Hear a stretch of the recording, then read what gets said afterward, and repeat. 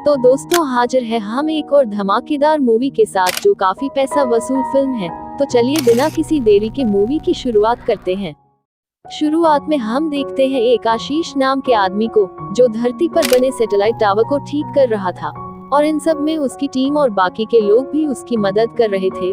लेकिन technical problem के चलते उस सैटेलाइट टावर में धमाके होने लगते हैं। कुछ ही देर में सभी लोग अपने आप को बचाने के लिए उस टावर से कूद जाते हैं, जिसमें आशीष भी शामिल था। नीचे आकर आशीष अपना पैरासूट ओपन करता है, लेकिन एक मलबा पैरासूट को एक साइड से डैमेज कर देता है, जिसकी वजह से आशीष की 10% क्रैश लैंडिंग हो जाती है और इन सब से आशीष को छोटी मोटी चोटें भी आती है। दोस्तों अगले दिन आशीष के कुछ बड़े बड़े ऑफिसर आशीष से मिलना चाहते थे, क्योंकि उन लोगों को कोई टॉप सीक्रेट खबर आशीष को देनी थी, क्योंकि नेपच्यून ग्रह में घटक विस्फोट हो रहे थे, जिसकी वजह से बहुत सारा रेडिएशन निकला था और उन्हीं पार्टिकल के टकराने की वजह से सैटेलाइट टावर ठीक करने का मिशन फेल हुआ था। अब दोस्तों नेपच्यून ग्रह से वो तबाही खत्म न कर दी गई तो वो धरती के लिए भी खतरा था, क्योंकि नेपच्यून ग्रह से जो मलबे निकल रहे थे वो शायद धरती से भी टकरा सकते थे। इन सब में बड़े लोग आशीष से उसके पापा के बारे में पूछते हैं। वैसे दोस्तों आशीष के पापा भी एक एस्ट्रोनॉट थे जो 16 साल पहले हुए एक मिशन में गायब हो गए थे। मतलब कि उसकी स्पेसशिप अंतरिक्ष में गायब हो गई थी, जो आज तक किसी को नहीं मिली और किसी को पता नहीं कि वो स्पेसशिप आखिर गई कहाँ। बड़े लोग आशीष से कहते हैं कि हमारी रिसर्च के मुताबिक आपके पापा जिंदा है और वो भी नेपच्यून ग्रह के आसपास। लेकिन आशीष के पापा की एग्जैक्ट लोकेशन किसी को भी पता नहीं थी। कंपनी ने बड़े बड़े मिशन किए, ड्रोन भी भेजे, लेकिन किसी को भी आशीष के पापा नहीं मिले। अब दोस्तों आशीष को एक काम करना था। उसे दरअसल मार्स ग्रह पर जाके एक खुफिया मैसेज उन लोगों की दूसरी टीम को पहुंचाना था, क्योंकि बड़े लोगों को लग रहा था कि नेपच्यून जो चेन रिएक्शन हो रहा है उसे शायद मार्स ग्रह वाली टीम ही रोक सकती है। साथ में दोस्तों आशीष को अपने पापा को भी ढूंढना था, क्योंकि बड़े लोगों को विश्वास था कि नेपच्यून के चेन रिएक्शन को आशीष के पापा अच्छी तरह से वाकिफ होंगे और उसे पता भी होगा कि इस तबाही को हम कैसे रोक सकते हैं, और अगर ये तबाही नहीं रुकी तो पूरा सोलर सिस्टम खत्म होने की कगार पर था। दोस्तों इस काम को करने के लिए आशीष तैयार हो जाता है, क्योंकि आशीष भी एक काबिल एस्ट्रोनॉट था। इस सबसे पहले आशीष वो मैसेज देखता है जो कि उसके पापा ने अपने मिशन पर जाने से पहले आशीष के लिए बनाया था। आशीष उस मैसेज को देखकर काफी दुखी हो जाता है और दोस्तों आशीष ठान लेता है कि वो अपने पापा को किसी भी तरह से ढूंढ के रहेगा। एक बार आशीष को एक आदमी मिलता है जो उसके पापा के साथ पहले काम करता था। उन आदमी से आशीष को पता चलता है कि उसके पापा के पास एक बड़ी खबर है जो आज तक उन्होंने दुनिया से छुपा कर रखी है। सीन काट कर हम देखते हैं आशीष की शीप को, जो रेडी थी स्पेस में जाने के लिए, और उसके साथ आशीष भी रेडी था अपने पापा को ढूंढने के लिए। आशीष को पहले मार्स पर जाना था, जहां पर उसे एक मैसेज देना था नासा की दूसरी टीम को।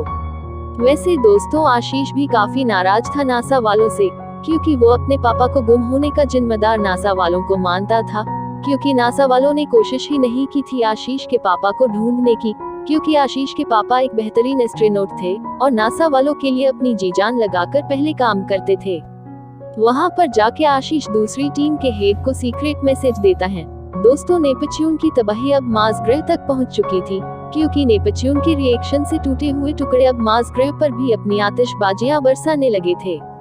दोस्तों अब आशीष का दूसरा काम शुरू होता है, जो कि था उसके पापा को ढूंढने का।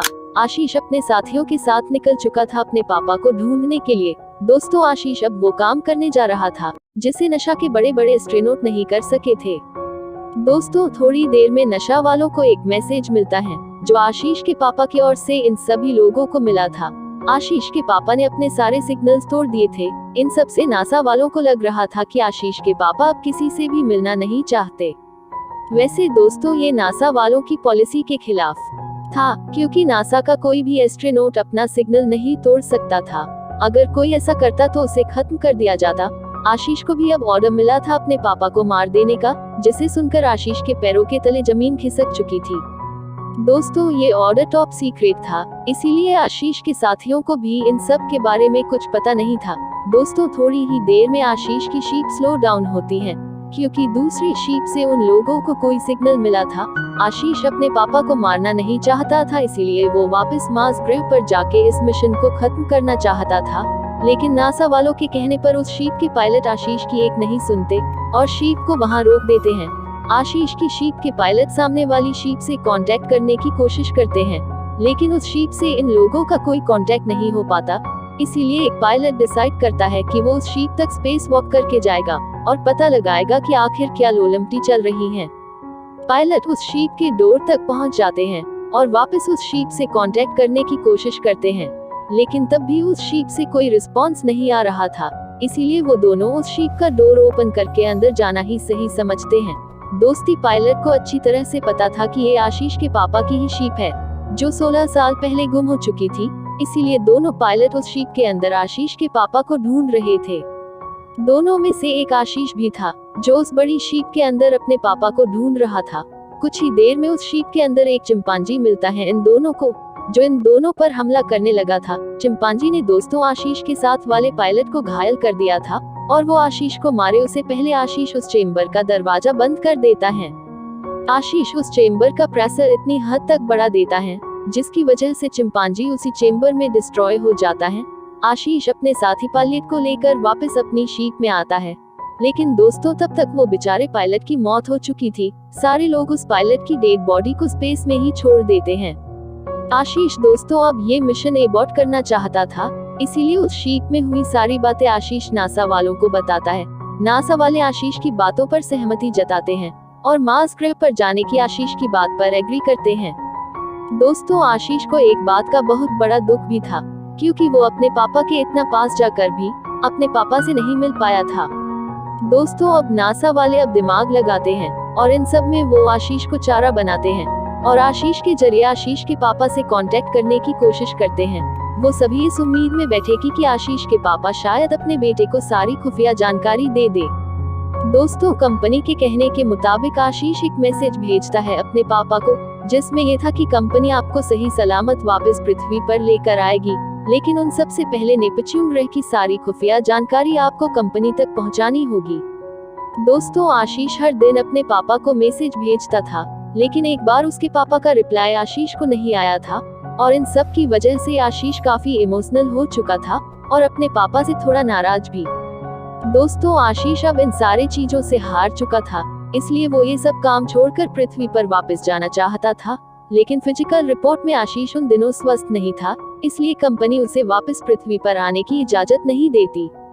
वहां मौजूद एक लड़की से आशीष को पता चलता है कि कंपनी तय कर चुकी तुम्हारे पापा के शीप को तबाह करने की, और आज एक स्पेस शीप जाएगी न्यूक्लियर हाथियों के साथ तुम्हारे पापा की शीप को तबाह करने। लड़की से आशीष को पता चलता है कि उसके पापा अभी भी जिंदा है और ये सारी बातें कंपनी ने आशीष को नहीं बताई थी।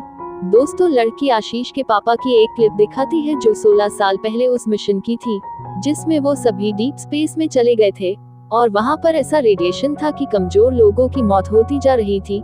सब कमांडर यानी आशीष के पापा से वापस पृथ्वी पर जाने के लिए बोलते हैं, लेकिन रेडिएशन की वजह से लोगों में साइड इफेक्ट्स आ चुके थे, जिसकी वजह से आशीष का पापा किसी को भी अनुमति नहीं देता पृथ्वी पर जाने की। सारे लोग इस बात से बहुत नाराज थे, इसीलिए वो आशीष के पापा के ऊपर जोर जबरदस्त करने लगते हैं।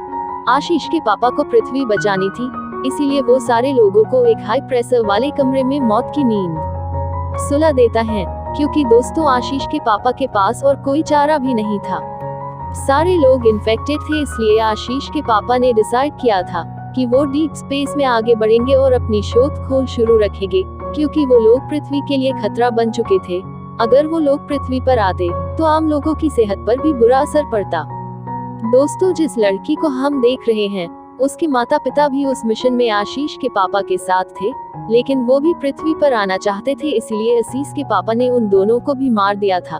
कंपनी ने आशीष के पापा को वापस आने के लिए बोला था, लेकिन आशीष के पापा ने कंपनी की एक नहीं सुनी और डीप स्पेस के अंदर जाता ही रहा।